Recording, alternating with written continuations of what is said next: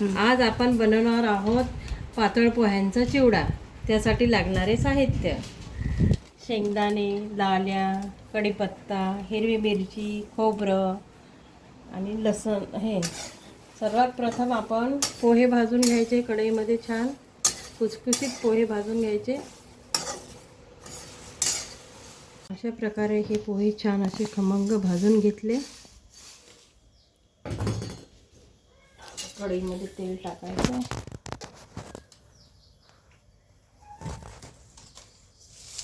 तेल टाकल्यानंतर एक एक तळून घ्यायचे आणि शेंगदाणे तळायचे। छान असे खमंग भाजून घ्यायचे, तेलामध्ये तळून घ्यायचे।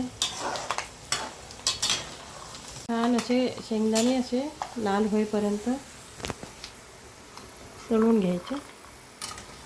हे बघा कसे छान लाल लाल झालेले शेंगदाणे।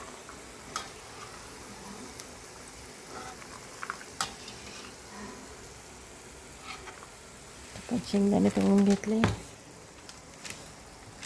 खोबरं तळायचं। खोबऱ्याचे काप,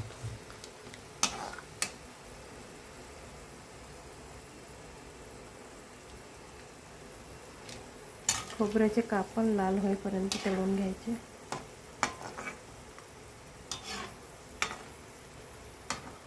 कढीपत्ता, कढीपत्ता पण छान तळतळ वाजू द्यायचा।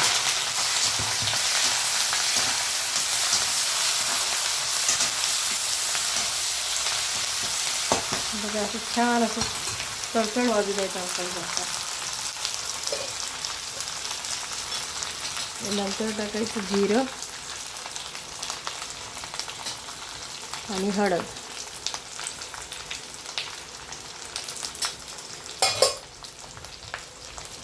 छान सगळं मिक्स करून घ्यायचं।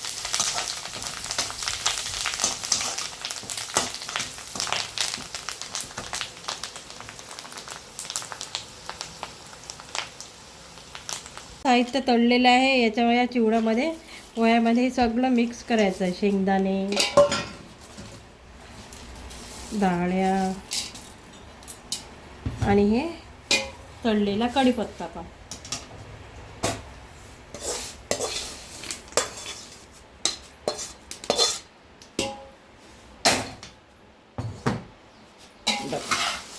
छान सुगंध वास येणार आपल्या चिवड्याचा छान।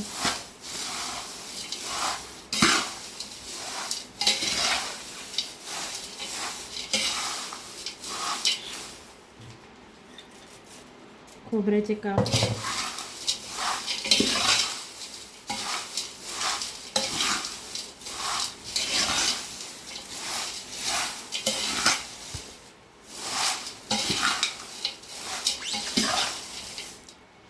साहित्य टाकल्यानंतर असं चिवडा हाताने मिक्स करायचं। बघा किती छान असं एकूण एक कसं छान पातळ पोह्यांचा चिवडा आपला तयार झालेला आहे।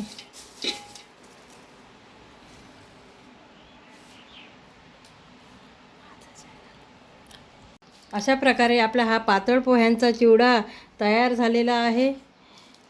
ही रेसिपी आवडल्यास माझ्या चॅनलला सबस्क्राईब करा, लाईक करा आणि शेअर करा। धन्यवाद।